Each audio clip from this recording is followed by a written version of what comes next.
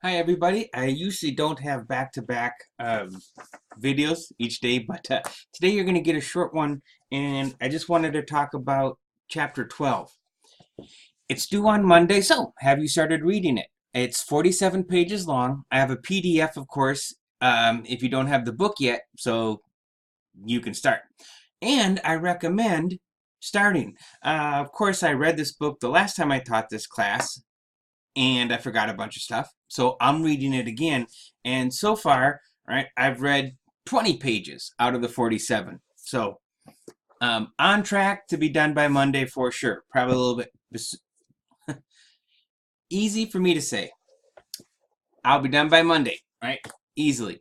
Now, when I read, and I recommend you do the same thing, uh, do it with this is a pencil, actually, red lead. When you read, consider writing on what you read, right?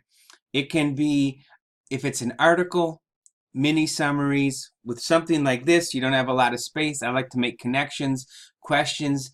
One of the things that you can use it in school is if you read something on page 339 that's confusing and you mark it, put a big question mark, the next day, or if you're online, you can say, hey, what's going on page 339? But I just want to show you a couple things, or actually tell you a couple things I marked down.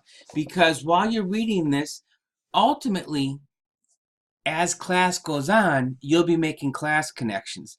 But absolutely, if you get a connection to something else, mark it, write it down. It really helps the knowledge stick and give it a place. So, uh, the first thing that I marked out is you don't have to follow along, right? But on page 320, he's talking about how messed up our government has become. And he says, friendships and social contracts across party lines were discouraged. Once the human connection was weakened, it became easier to treat each other like crap. I'm paraphrasing on the last. So I underlined it. And then up here, I said, change a rule, change the game, change the players. And what that got me thinking about, first thing that popped into my head was the NFL, right? Every year, the football, they change rules to make the game faster, more popular, whatever. And when you change a rule, of course you change the game, but I hadn't thought about how when you change a rule, you change the game, you're actually changing the players, which is pretty interesting. And it's shown right in here, right? If the game is you are friendly with the person across the aisle, people who are friendly to other people will do well. If the game is to crap on the person across the aisle, the type of human being who likes to crap on the person across the aisle is the type who's going to win. So my little note, change the game, change the player, is just a connection, a thought that I had tied into what he said. Um, I am also teaching a mythology class, and mythology is actually really close to ideology. So I underlined the definition of ideology in the book, a set of beliefs about the proper order of society and how it can be achieved. You could easily make that same definition as mythology is a set of stories that show you how to behave. Now, this isn't going to help me in English 1022, but it's something interesting for another class that I'm teaching, right? And even just a little bit later, oh yeah, he says that our brains are designed to learn through story, which is why politicians always have the, when they give a speech, Joe the plumber and Jane the whatever, we like stories. I'm going to use that in my mythology class. And then there was one other thing. Um, oh, talking about the differences between conservatives and liberals, right? Conservatives are more affected by that threat of fear.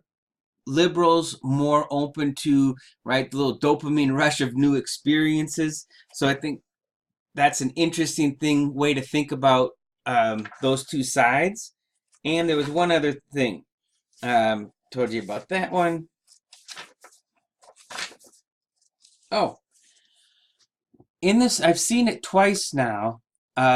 Morality binds and blinds. So I know this phrase keeps popping up in the book because I've read it before and now I've seen it twice. So I've noted that, hey, this phrase shows up a lot. It must be an idea I really need to know, right? So what does it mean by binding? And I get that, right? That it holds groups together. Blinds, right, makes us not be able to see things, which is one of the reasons in this class we all have our own morality. It does bind us to certain things, blinds us to others, and so as a good researcher, you need to be able to look at things from multiple perspectives, and we will work on that all semester. Right? So I'm 20 pages in, right? 37 to go, which to me seems super reasonable 5 days from now. I would not want to be reading the entire chapter and then have to respond to it Sunday night, right? Or actually you could do it Monday too, but why wait and put all that stress on yourself? Now, as this video was being made, I saw it freeze a couple times. I hope it's working out well, but I just want to give you a quick little check-in on the book, right? All these assignments, you'll always know on Monday everything. The stuff that's due for Thursday, make sure to do that first, right? But you can start working on the stuff that's due Monday, and I really recommend it when reading is involved. So you give yourself some time to process what's going on. Because this is not a, did you read it, check, I'm done, I got to the end. It's, did you read and understand, comprehend the biggest ideas in the chapter? That's the important stuff, and can you talk about it?